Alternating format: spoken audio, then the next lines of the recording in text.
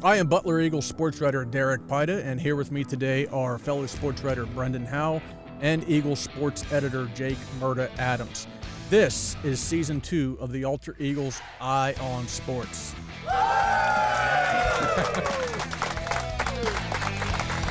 Tell us when you're ready.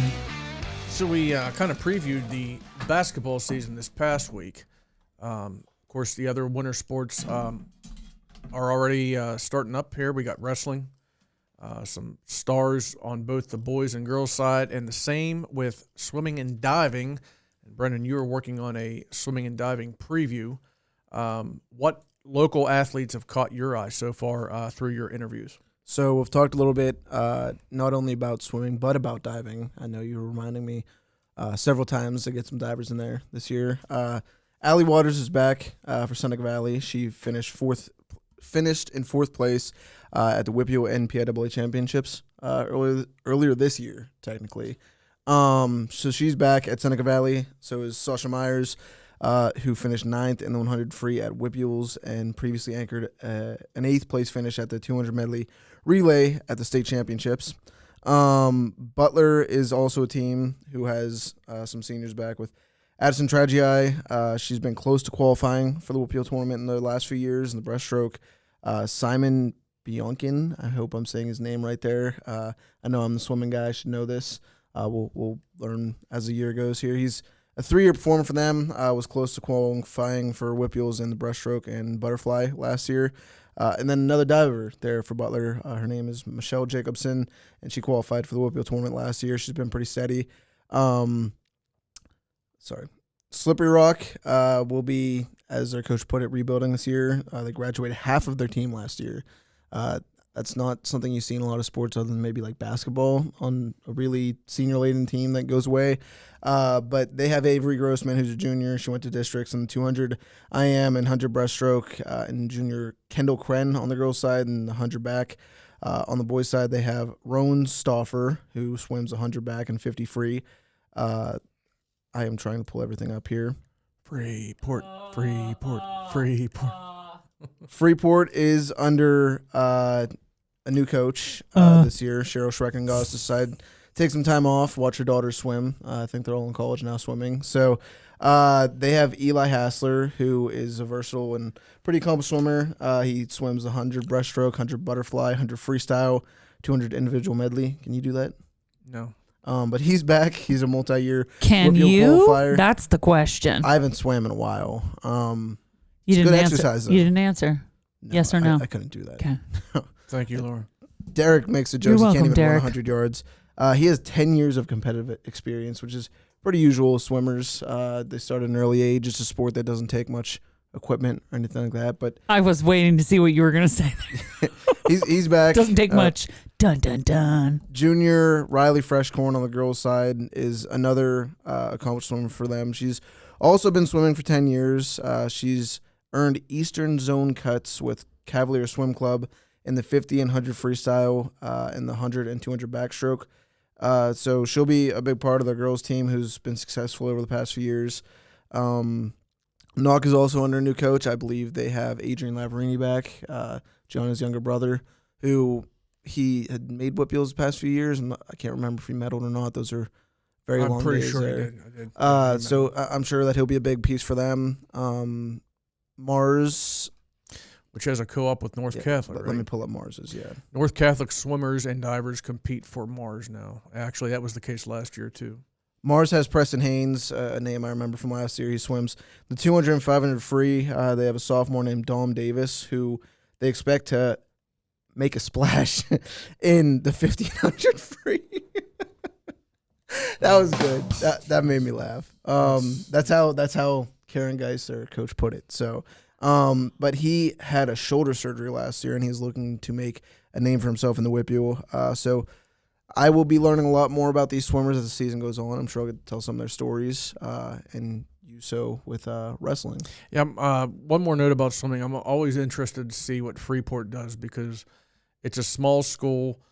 They never have a big team. They don't have their own pool, but they always seem to produce really good swimmers. The Schreckengoss sisters, who recently went through there before graduating, are just the latest in a long line of very good swimmers to come out of Freeport. So we'll see how the Yellow Jackets can do in the water this year. And Allie Waters, can you come up with a better name for a diver than Allie Waters? Have you ever heard the last name Freshcorn? I don't think I've ever heard that name. I have actually. That's a knock name, right? I think it's knock. There's Freshcorns down in the Knox School District. As far as wrestling goes, any discussion on wrestling in Butler County has to begin with Santino Sloboda. Just a reminder, I'm sure you have this memorized, but I'm going to throw it back at you. 50-1 last year. Only loss came in the state tournament. I believe he placed third in the state. Career record now of 128-7.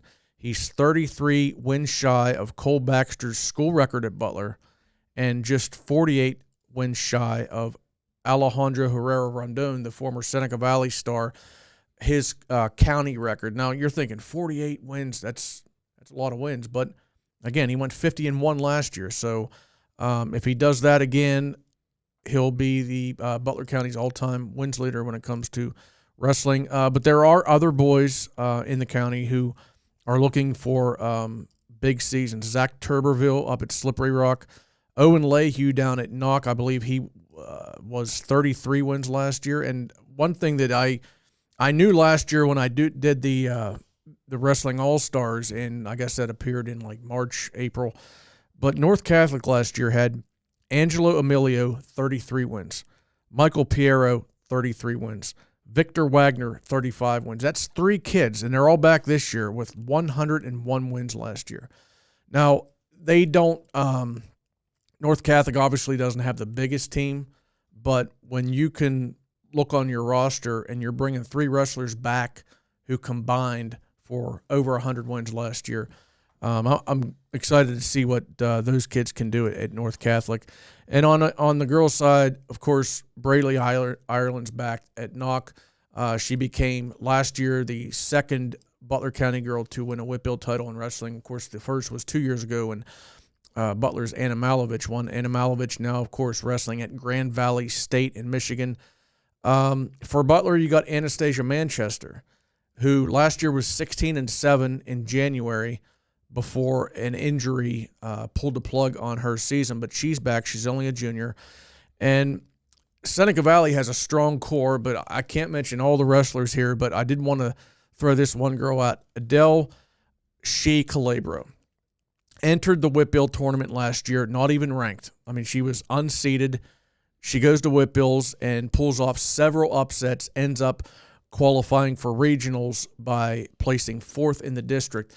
She ended the season with a 15-11 record, but I got to believe that, when you can have that kind of success in the postseason where you upset 2 or 3 wrestlers who enter the tournament ranked and you're unranked and you come out on top, that had to give her a lot of confidence in the offseason as she put the work in.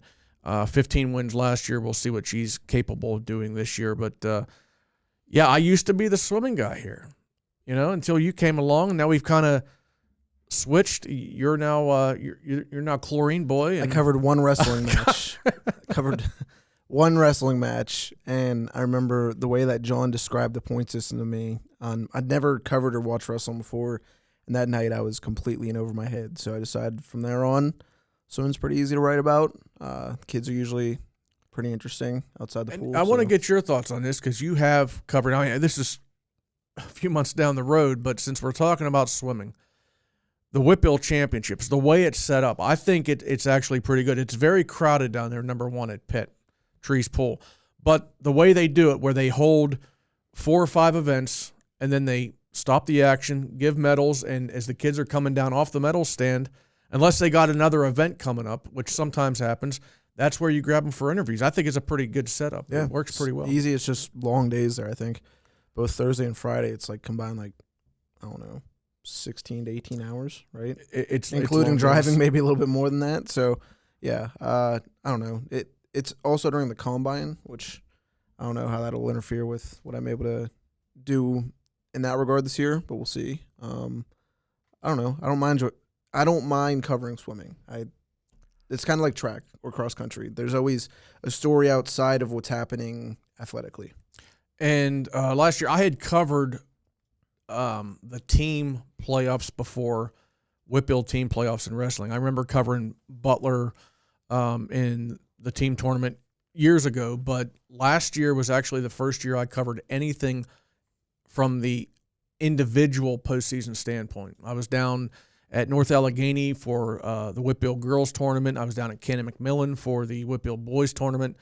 And I like to, it helps when you're talking to kids who are not afraid to open up a little bit.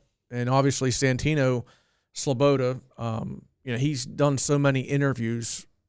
He's used to it. He knows how, he knows that you're there to do a job, and gave me some great quotes. Braley Ireland, obviously winning a Whitfield title after her season got cut short the year before due to injury. I got some great quotes off of her, and just talking to her just literally moments after winning that district title, that's when you can get the best quotes that way, because the passion's still there, and they're literally like 5-6 minutes from getting off the mat. And obviously we're hoping for more success out of these kids this year on the mat, and hopefully I'll be there. You can stick with the chlorine, and I'll stick with the singlets. How about that? Fine by me.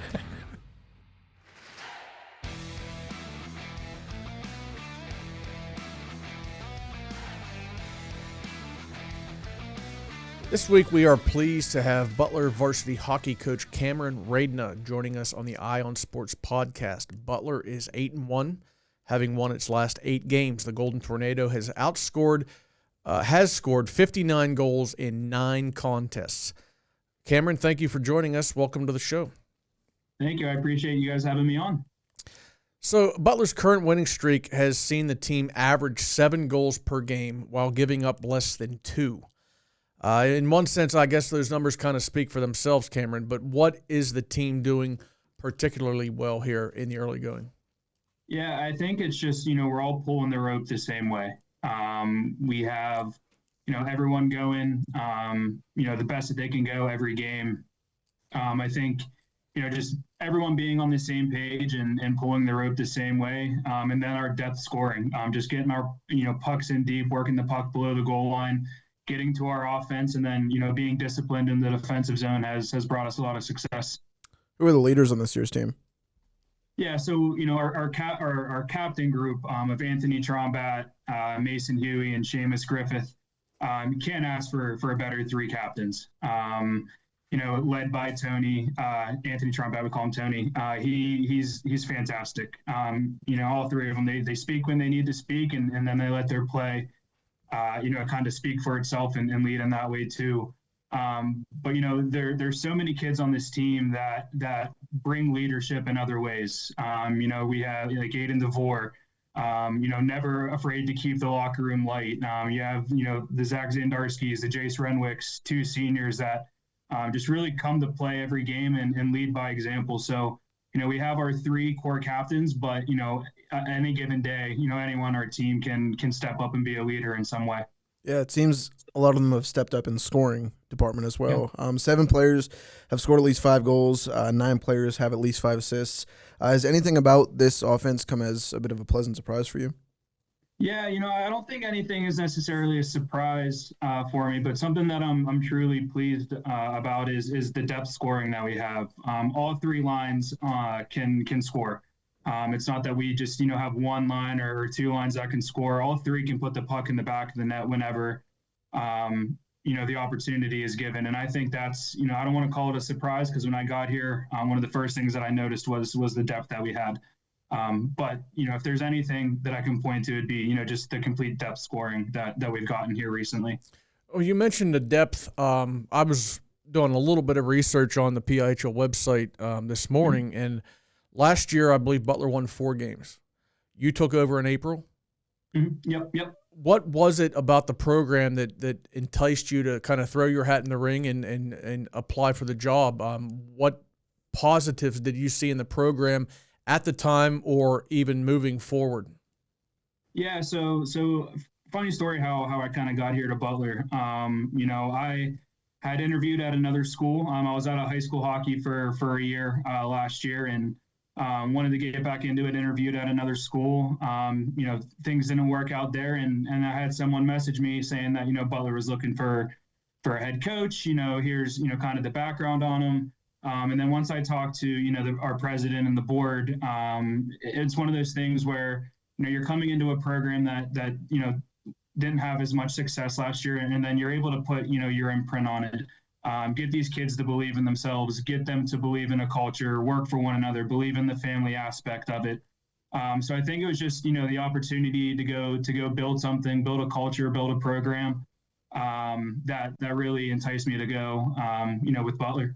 Yeah. With that challenge, like that you took on, what are some of the team activities / team bonding that you kind of spearheaded when you come in? Yeah. So I was able to get on the ice with them before the rink shut down in July. We had our tryouts and some spring skates, shortly after I got hired. So being able to do that, and then this summer we all met at the deck in Butler, and I think that was huge just to get the guys that weren't on vacation together, get some off ice in, have some fun, and then we jumped right into on ice stuff in July. Towards the middle of July. So, just getting on the ice with them early and being able to build that chemistry, that repertoire, that, player-coach relationship with them early on, I think was a huge thing. And then, throughout the year, we do, multiple different things. The guys they just, did some stockings, stuffed some stockings. They, we did the Butler Christmas parade. So just, the guys love being together, and that's something that we try to do as much as possible. So we just talked a little bit about the rough season that Butler was coming off of last year, but as you took over as head coach, you saw positives, you saw potential. But that said, just the fact that the team did struggle last year, was the team hesitant, or were you hesitant to set hardcore goals for this season? Yeah, no. One of the first things that we did when we started having summer practice was, kind of ask around of what the team's goals were. I knew from the first time I stepped on the ice with them that we had a team that could compete for a playoff spot. So it was never really, a question to me of setting that goal. But these kids, since day one, they know what they have in that locker room. They believe in each other, and that was their goal too. So no hesitancy, really, from anyone, coaching staff or players that didn't think that we could go make a playoff run. So that was our goal. We set that goal from the beginning that, we wanted to make the playoffs, and we're going to do the right things to get there. And as the season's kind of progressed, it's more than just making the playoffs now. It's making a run at the Penn's Cup this year is really what our goal is. What is your background in hockey? Yeah, so I started skating, real young, 3-4 years old. Played AA, AAA hockey all the way up through high school. I played 3 years of varsity at Hampton High School. And then I played for a year at Slippery Rock University for their club team. In between my senior year of high school and freshman year of college, I actually had open heart surgery. And I knew I always wanted to coach. So once, I tried to play for a year at Slippery Rock, realized that I couldn't get my body back to where I wanted to be to compete. I was able to jump right into coaching at 20. So I started coaching, at Hampton for one of their JV teams. Moved over to Mars and learned under a great coach in Steve Myers when he had his run at Mars. And then I took over for Fox Chapel, which was in a very similar situation in 2018.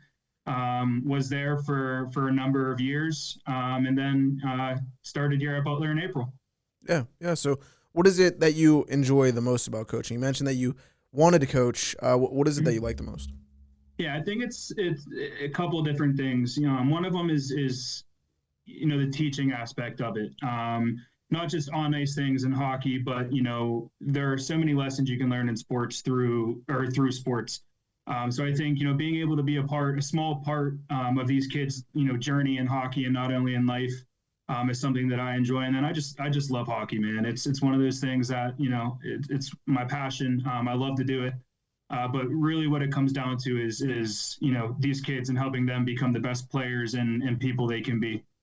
Cameron, you mentioned just a moment ago that you had open heart surgery. Was that a condition that you knew about as you were playing in high school, or did it kind of come about afterward? Yeah, so I knew about it since birth. It was something that happened when I was born, aortic valve stenosis that they monitored throughout my life, which is one of the reasons why, I was a goalie. My parents thought that, getting pucks shot at me was better than running into people.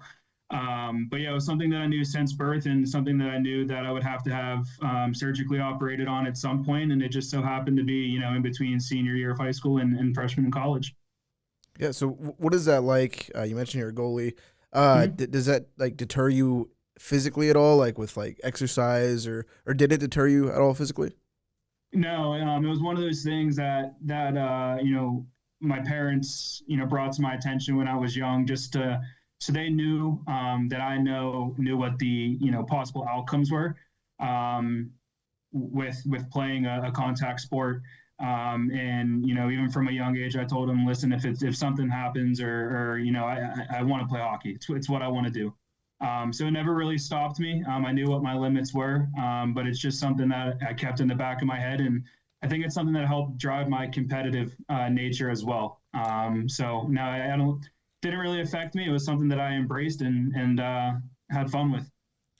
Cameron, I tracked down the post on Instagram back in April that announced you as not only the coach, but the official title that it gave you on there was you were the director of hockey operations at Butler. And obviously that sounds like it entails a lot more than coaching the varsity team. What can you fill us in on exactly everything you do in that role? Yeah, it's part of it, like you said, is coaching the varsity team, but also overseeing our JV and middle school programs, and even further below if we can ever get to a point where we have a feeder system, which is what our goal is, right? So it's really just kind of overseeing the coaches at the JV and middle school level, making sure that they're supported. Making sure that we're doing the right things to get more kids into Butler hockey. So it's a little bit of everything, and just kind of overseeing the coaching staffs and rosters. But we have a great coaching staff from our JV down, with Dom, with our JV coach, and Norm, our middle school coach. We just have a really, really good coaching staff, and all of our assistants as well. Yeah, and there's several levels in the PIHL with 3A, 2A, 1A, Division 2. Butler is 1A. How do you determine, or how is it determined what level teams are on? Yeah, it's a little different than Butler Eagle Sports. It's mainly off of a competitive balance. So they take your success throughout a number of year period, and kind of place the divisions in that way. School size, I believe, has a little bit to do with it, but it's really more about the your record and the competitive balance and doing it that way. So you played in the PIHL before coaching, and you're used to a lot of these game times. A lot of times games don't even start until 10 after 9, quarter after 9. What does it demand from players if they are to be successful on the ice and in the classroom when they're competing in a sport like hockey around here where there's only so many rinks and there's X amount of teams? What does it demand from players from an athletic and an academic standpoint to be successful? Yeah, it's physically demanding and mentally demanding, and a lot of our kids also play travel hockey as well.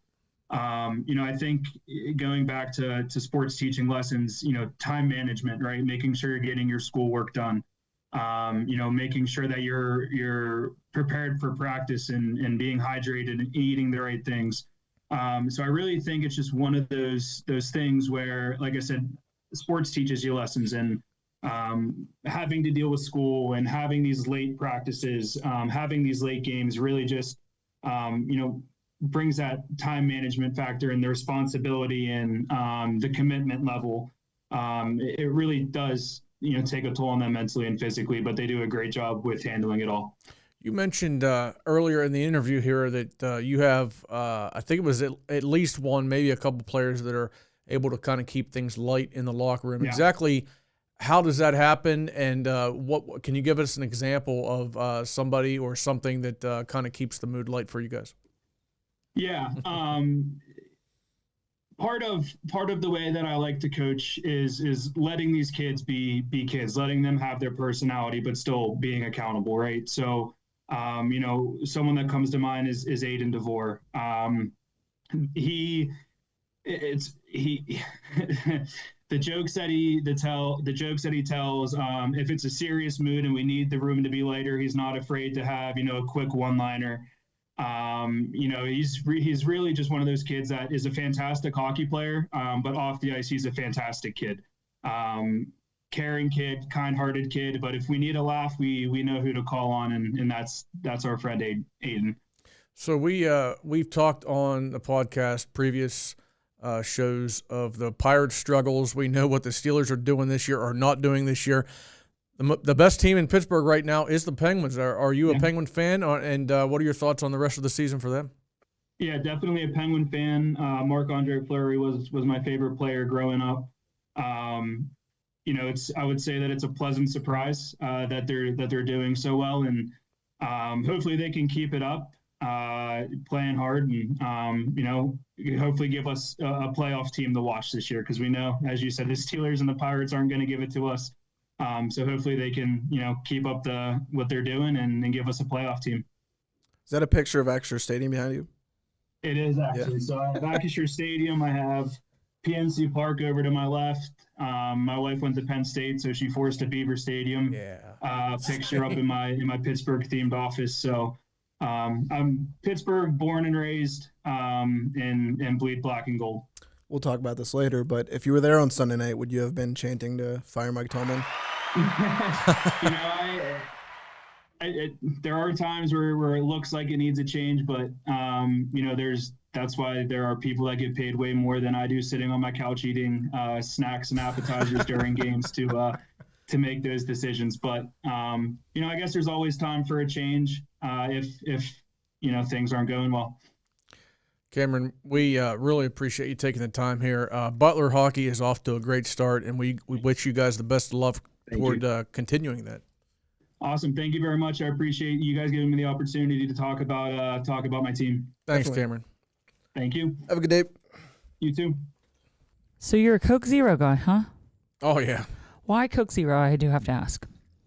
because it tastes good and it has no calories. You think it does I think taste it good? tastes good. Oh, it tastes Really? Absolutely. Listen, if you're gonna do the it, Cherry Coke Zero, I turned Bailey onto it. She doesn't drink actual it's Coke so anymore. bad for you. There's aspartame in that. There's sugar's also bad for you. Yeah, but I'd rather have sugar than aspartame.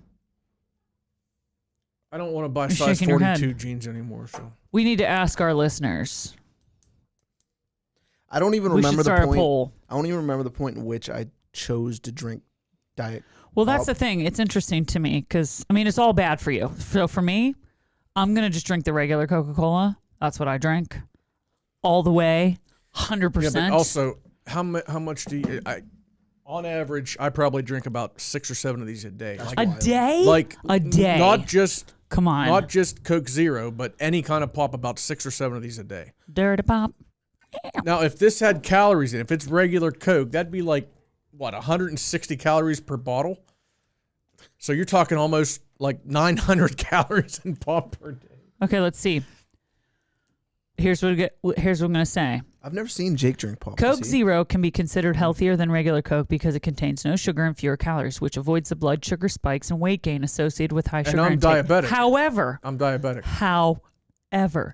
neither is a healthy choice, and both contain artificial sweeteners that have potential health concerns, such as negative impacts on the gut microbiome and a possible link to an increased risk of type 2 diabetes. So it doesn't matter because the healthiest option is to drink water and limit all soda consumption. I kind of love that that's the... It matters toward my A1C. I guarantee you, if I was drinking regular pop like this, my A1C would be like 13.9 or something like that. Coffee good for you? So really, Coffee. really, Good for really you. quickly, A1C, because I don't know nothing about... B3D. What is that? It's the sugar level in your blood over the previous 3 months. Okay. And my Previous goal, 3 months, that's interesting. Okay. well, you get checked up. Well, I get checked up like every 3 months. So Do you this, have to check yourself on a regular basis though? yeah, I'm like every day. But I used to have to prick myself like 3 times a day. Oh wow. Now I don't prick myself. I just have the monitor. I was gonna say you have right one of those there. things, and you can just do. Yeah. You hold a thing on there. Oh, Yep. okay, yeah. And it just checks it. But my Is it A1 stabbed into your skin? yeah. But it doesn't hurt. Believe me. it Your doesn't hurt. face. Is Um, it stabbed into your skin? My A1C, this past doctor's appointment, which was like a month ago, was 8, which is not good. But like a year and a half ago, it was 14. Oh wow. So it's coming down. But I told my doctor this is the first time back in October that I saw my doctor. She's new, and I told her, I said, this next A1C, which I'm in right now, the period, this is going to include Thanksgiving, Christmas, winter, where I just sit on the couch and eat stuff. I mean, it's going to be tough to keep it going down because since I was 14, every A1C's come down a little bit. Okay. The one previous to this was 8.2. Now it's 8, but it's going to be very tough to get below 8 because of all the great food my wife cooks. And Thanksgiving, I just went nuts. I had like 3 pieces of pumpkin pie. Well, yeah, and there's probably how much sugar's in pumpkin pie? Well, when you douse it with, Whipped cream. 6 tablespoons of whipped cream and a half a plate of full whipped cream. ice cream, and my dad brought up, I love eggnog. Love eggnog. Oh yeah, eggnog all the way. Nutmeg on top. No. But he brought up it Brendan's looks like face. it's He Italian. looks confused. Never. It's Italian. It's an Eggnog? Italian brand of eggnog, but it's made with almond milk, which means it's really thin, which I like thick eggnog. I like the Yeah, kind you that's the literally whole point. you got to force it down. You your want like the throat. buttermilk thickness. I like the thickness. Me and too. It almond milk is if you've ever had just regular almond milk, it's very thin. It's like almost like I have almond milk. it's in between like water and milk as far as the texture to it. So this eggnog was very, very thin, and it just didn't taste. I mean, It just wasn't the same. no, it wasn't the same. But it's healthier for you. But the thing is in our fridge right now, the container of it, and there's about this much left. So I still drank it. I was gonna say, you still drink it. Do you put rum in it, or you just drink it rum free? Because you're not a big drinker. No, I'm not. I put Coke Zero in it. Stop it. Are you kidding me? No. Okay, question. Yeah. Challenge. How would you feel about you and I going soda free in January? No, there's no way. What? I He wouldn't didn't be even able to- hesitate. I wouldn't be able to stay up. That's yes, my you caffeine. would. You would have a detox period That's where my you caffeine. would definitely be like, ah! Where I get like 4 hours of sleep a night. Literally 4 hours. Why do you think you get 4 hours of sleep at night? Because I go home, work until 3 o'clock on my computer. The soda has nothing to do with it. It keeps me up that late so I can work. That's what I'm Yeah, saying. but it also keeps you from getting a restful night's sleep. and then I don't get my work done. Let's find you a different resource of caffeine. And then is it going to be as strong as pop? Think about it. Black coffee. Just think about it. Do you like tea? I like iced tea. Okay. But that's the same thing with the sugar in it. You don't have to put sugar in tea. If you get like tea, if you brew tea, I don't think that's the tea Derek's talking about. it's just, listen, you don't have to. Got to find something that keeps me up till 3, and then I get Think- up at think 7, about it. 7:30, and then that's my day. I got to stay up. Just think about it. I pick up a little. I do get naps on the weekends when I'm not working on the weekends. Oh, the But- weekends. But the weekdays, you're talking 4.5 hours of sleep. Yo. Oh, trust me. Yeah, So- I feel it. Oh God, I'm 3 and 10. I'm 3 and 10. You better pick it up. All right. What do you feel, Brendan? You feel like you're going to get him again? Yeah, probably. I'm feeling something. I can't say what I'm feeling. Brendan's mad at me now. Not at you. Oh. Derek, So who give me an excuse to be up here for the dinner on Thursday. Free food. Don't pass it up. Yeah, free food, I got man. Steelers practice too though, so I won't Free be here. food, free food. Who, according to Pro Football Reference, has the most solo tackles of all time for the Pittsburgh Steelers? You need All time. right. No, yeah, I need time on that. I need it. Of course, it never helps me, but Beyond Butler with Brendan. Welcome to Beyond Butler, our weekly segment where we talk about something outside of Butler County, whether that be professionally or collegiately. Derek, I was there on Sunday night as the crowd boomed Fire Mike Tomlin, or Fire Tomlin. They booed Renegade. Well, they should boo Renegade because that's the weakest pump me up song I've ever heard. It's by sticks. They're like REO Speedwagon. Yeah, it doesn't even They're a pick love up for ballad like a group. minute. The pace doesn't, the energy, it's like. There's a scream. Would you have been chanting to fire Mike Tomlin? Would I have been chanting it? No. Would you have been there? No. Yeah. I'm also not a guy who, if I'm in the stands, I'm booing anybody. Maybe the other team. No, I think if I was in the stands and that I saw that offensive and defensive performance, you're booing. That is completely warranted. You are. You're asking me what I would do. Yeah. I would not boo. Why? I would not boo. Why not? What's that? What does it 56 rushing yards in one game, and you allow 249. That's horrible. Boo-worthy. It's horrible. Believe me, I felt it all Sunday night. I was ready to jump off the roof, but I'm not going to boo. You can't put an I in team. I'm not going to boo. It's not just on Tom. It's not just on Tomlin. It's not. He's among the biggest decision makers for the team, and we have seen but how physically the he's not. He's not. And I also think, for those of us who've never been in a position like that, right? I mean, I don't know, right? Don't you think? I've never been a coach of an NFL team. Have you? I was hired but fired before I coached my first. So, when I was a kid, this will all wrap together. When I was a kid, I watched Daredevil, the superhero movie, over and over and over, and I always thought, you watched that as a kid? Yeah, Daredevil. Wow, that was one Jennifer of his Garner. movies. Yes, I Electra, know. yeah. I was like in college, I think. When I would watch that movie over and over, hoping every time that the villain in the movie wouldn't kill Jennifer Garner, because I had a huge crush on her.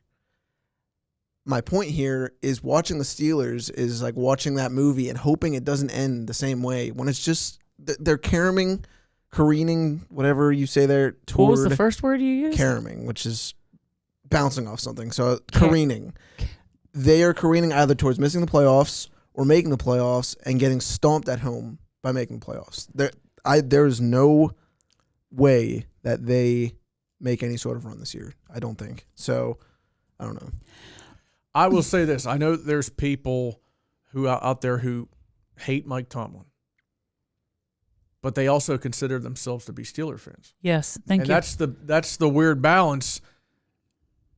They're rooting against Mike Tomlin. They want to see the team lose the rest of their games, but to me, how can you call yourself a fan of a team when you're rooting against that team? That's two things that I can't combine in my head. I think that they're... And if they do make the playoffs this year, they're going to say, oh, there's another Tomlin team doing just enough at the end to make the playoffs. Well, what do you want Tomlin to do? Do you want him to go out and intentionally lose the last 5 games? I mean, he didn't intentionally lose them last year, but he still did. I don't know. I think there is something to be said for caring about something's future more than its present. I will bring this up, and I know people are going to scoff at this and say, oh, that's 2 different years. When the Steelers made the playoffs, when they made the run to make the playoffs in 2005, nobody gave them a chance to do anything. They had to win their last 4 games, Chicago, Minnesota, Cleveland, Detroit, to even have a chance at the playoffs. And then at that point, they still needed help. They got it. They made the playoffs, and we saw what happened. I mean, literally, they were not given a chance to do anything in the playoffs, even once they made it. Mm-hmm. And we know how that shit turned out. They have not had a pass completed more than 20 yards downfield in 5 weeks. Okay, so why are we complaining about them not making the playoffs? I don't think they deserve to make the playoffs. I'm not going to complain if they don't make the playoffs. Well, I'm a firm believer that if you deserve to make the playoffs, you will. If you don't, you won't. And that's still to be decided. Mm-hmm. Do you think they win this week? Who do they play this week? Baltimore the in Baltimore. Ravens on the road. I will say this. I would say the odds are obviously against it, but it was all on the road. How many people were picking the Steelers to beat the Colts this year? And don't tell me that game was at home, because it was, but they proved that they could play like crap at home too this past weekend. Their top inside linebackers hurt. Their first round rookie defensive tackles hurt. We saw how much that affected them on Sunday. I give it maybe a 10% chance they win Baltimore. Like, I'll take it. So many things have to go right for them. What's interesting to me is, for instance, when the New England Patriots did really well, everybody praised Tom Brady as a quarterback, because he was an excellent quarterback. But why didn't they? I mean, they did praise Bill Belichick, but I guess that's my point. It's like, to me, it takes the entire team. Well, what about all the defensive coordinators and all the other coaches? And that's the people will say, how many How many Super Bowls did Bill Belichick win without Tom Brady as his quarterback? How many Super Bowls did Chuck Noll win without Terry Bradshaw as his quarterback? Breaking news for you here. The Steelers and Darius Slay have mutually agreed to part ways. Well, it's not breaking news because by the time this comes out, it'll have been broken. He's interested in playing elsewhere. Currently. How much you want to bet he goes back to Philly and plays for Jake's Precious Eagles? No, they're not. Precious. I mean, I'd love to have their record right now, but they're not playing well either. What is the record for the Ravens right now? What's their record? I don't know. 6-6, same as the Steelers. Oh, and they're in Baltimore. Even if the Steelers win on Sunday, they still have to play Detroit. They have to play a Miami team that's won 3 straight at home in prime time, and they have to play Baltimore again. And then Cleveland, who is a wild card, like they have to go to Cleveland and beat them at Cleveland. I don't know. I could see them going like 1-4 down the stretch. This right now reminds me. I hope this ends up coming to because I root for the Steelers to win. Mm-hmm. I look at every season as its own entity. Mm-hmm. Whatever happens after this season happens. I want them to do as well as they can this season, however well that is, whatever it is. But 2 years ago, was it 2 years? 2 years ago, they lost back-to-back home games to dreadful Patriot and Cardinal teams, horrible teams. I think both of those teams came in here with 2 wins, and they both beat the Steelers. And that sent them to 7-7, and that's when they put in Rudolph the Red-Nosed Reindeer, and they win 3 straight. Now the question is this year, I don't think the quarterback's the issue. A few years ago it was Kenny Pickett. They inserted Mason. I don't see quarterback being the issue this year, because no matter who you have a quarterback, DK Metcalf's still getting double teamed. So you have a guy quarterback with a broken wrist. That sums it up. It's time for. I just did it. Okay, is this career or single season? Just with the Steelers' career. Career.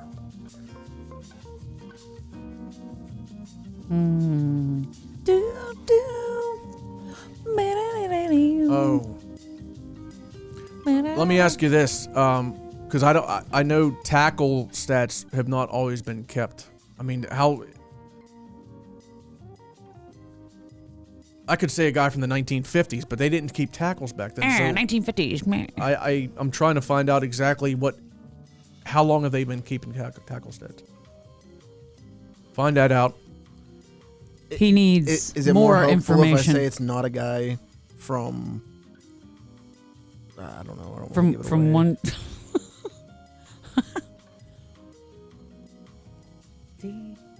Yeah, it looks like anything before like 1990s here. So that Out. Yeah, so He's out. anything before 90s is out. Derek. I'm gonna go. He was only there for like 5 years though.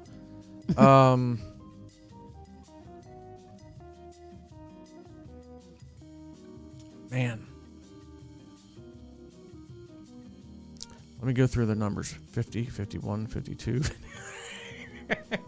Oh my goodness, that's hilarious. Player numbers. Yep. Wow. That would be a fun day. Talk about player numbers. Come on. Levon Kirkland. Levon Kirkland. Is that it? No. 3-11. Trying to see how far he is down here. Levon Kirkland. Oh no.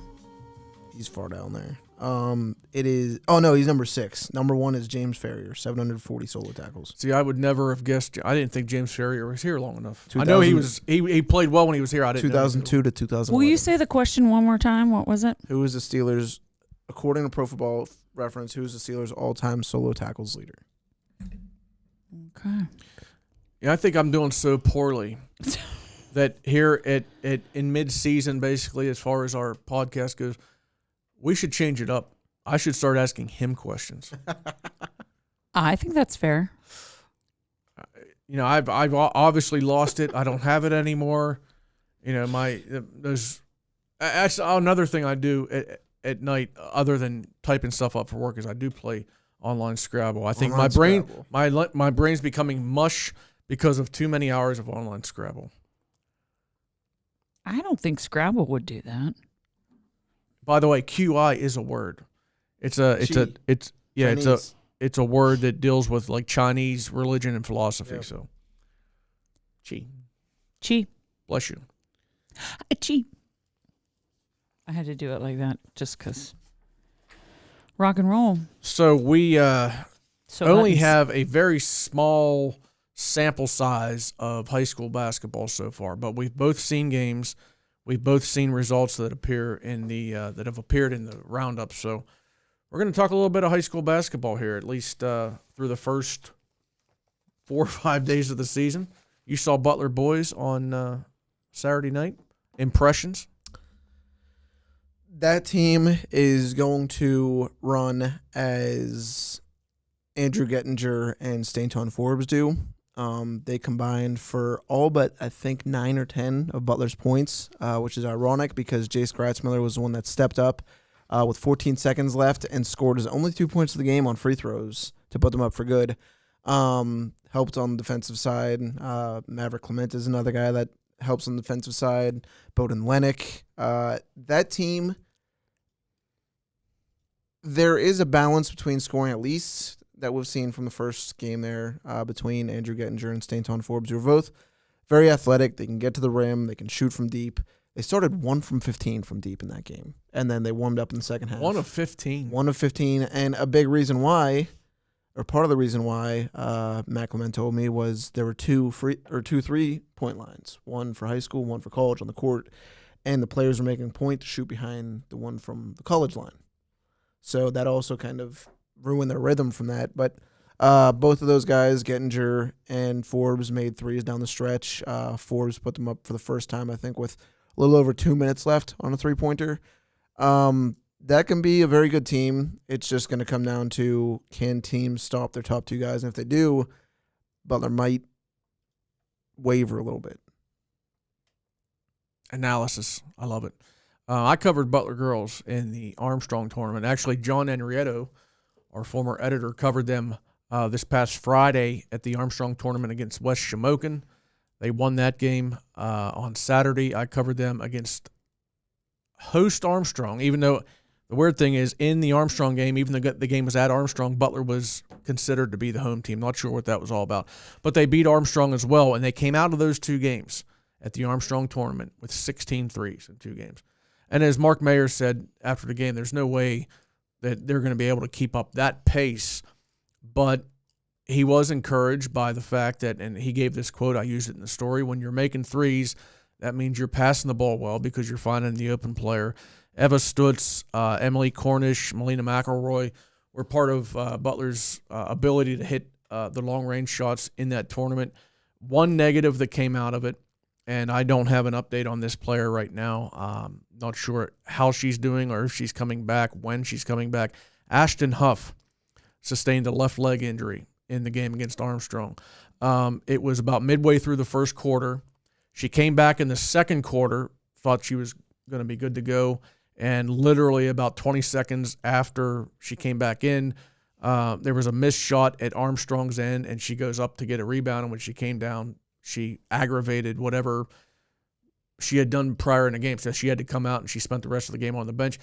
That's a big deal for Butler because they're not a big lineup.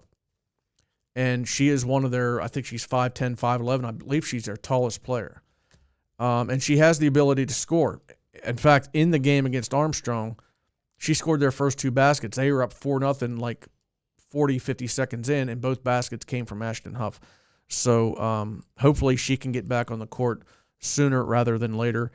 A couple other notes that I saw in the paper. Summit Academy. Kaiser Rowan and Demetrius Crosby, the football players, scored a combined 59 points in a win over Valley. Go Knights. Seneca Valley's girls beat John Carroll. And when I think of John Carroll, I think of the college up near Cleveland. Apparently this John Carroll High School is in Maryland. But Seneca Valley played them at a tip-off tournament that was down at Woodland Hills High School. Seneca Valley dominated the game. Reese McFadden, who is a sophomore who Dorothea Epps says, their coach says that she can play any position on the floor, and she has size. She's like 5'10", I believe. She scored 17. Natalie Hambley, who we all know is a seasoned veteran, 4-year starter. She scored 15 points. Mars girls did not play in a tip-off tournament. They played their first game last night at Franklin Regional and won 46-32. Alexis Cashdollar and Cecilia Christie, who we expect to be leaders for them this year on the court, they scored a combined 23 points in that win. And one other note, Montauk lost to Mercer last night. I believe it was 47-39. But Charlotte Thompson, double-double for the Warriors, 10 points, 10 rebounds. So hopefully if she can have that kind of production, that'll lead to some wins for Montauk's girls this year. So we don't have a ton of games to go over right now because we're not fully into the season, but next week we will be. Next week we'll have more basketball news for you. And our fearless leader, Jake Adams, will be back in the house. He's been on a holiday vacation out east. I'm sure he's back on the western side of the state now. He's back in the work tomorrow, but he'll be back in the studio with us next week. And obviously we're looking forward to bringing Philly Boy back in here. Rock and roll. Thank you. Thank you. Bye. We encourage you to subscribe to the Butler Eagle YouTube channel and Apple or Spotify podcasts or your favorite podcast platform. Follow us on Instagram and Facebook at Alter Eagle Podcast and at Butler Eagle News. Goodbye.